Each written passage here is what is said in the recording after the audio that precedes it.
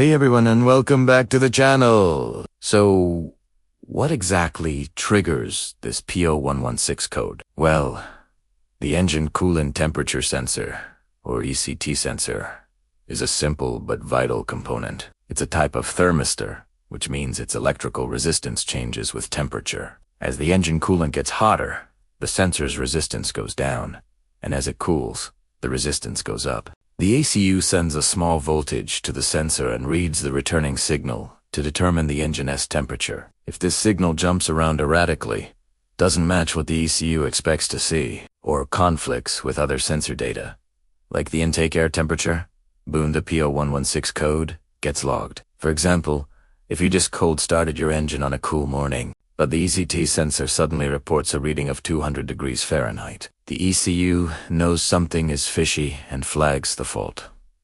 Now, let's talk about the symptoms you might experience. The most obvious one is the check engine light, or a specific warning on your vessel's display. You might also get an overheating alarm, even if the engine feels fine. This can be particularly frustrating because many modern marine engines have a guardian or limp mode that will automatically reduce engine RPM to prevent damage when it thinks it is overheating. So, a faulty sensor could leave you crawling back to the dock for no good reason. Other symptoms can be more subtle. You might notice your engine runs rough when it's cold, has poor idle stability, or uses more fuel than usual. This is because the ECU relies on the ECT reading to adjust the fuel mixture and ignition timing. An incorrect cold reading can lead to a lean fuel mix, while an incorrect hot reading can cause it to run too rich. Finding the ECT sensor is usually pretty straightforward. On most marine engines, whether it's an inboard, outboard, or a jet ski, you'll find it threaded directly into the engine block,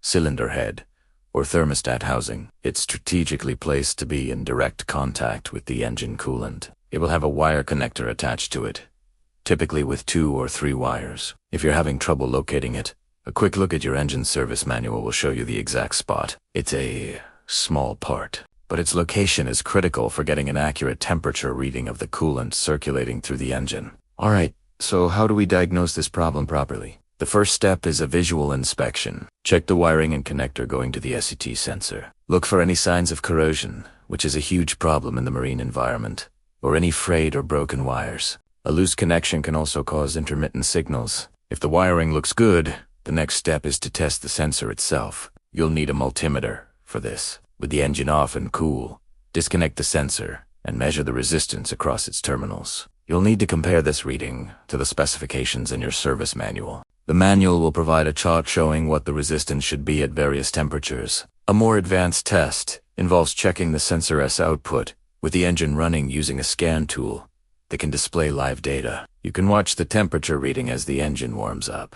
It should climb smoothly and steadily. If it jumps around erratically or gets stuck, the sensor is likely bad. You can also check for voltage at the connector to ensure the ECU is sending the reference signal properly. Finally, let's talk about the fix. In most cases of a P0116 code, the culprit is a faulty ECT sensor. They're relatively inexpensive and easy to replace. Simply disconnect the wire, unscrew the old sensor, and screw in the new one. Be prepared for a little bit of coolant to spill out when you remove it. It's a good idea to have the new sensor ready to go to minimize the mess. After replacing it, make sure to top off your coolant. Another potential cause, especially on raw-water-cooled engines, is debris. If sand, seaweed, or other junk gets lodged in the cooling passages around the sensor, it can insulate the sensor from the coolant, causing it to read incorrectly. So, when you replace the sensor, take a moment to poke around in the sensor port and clear out any gunk you find.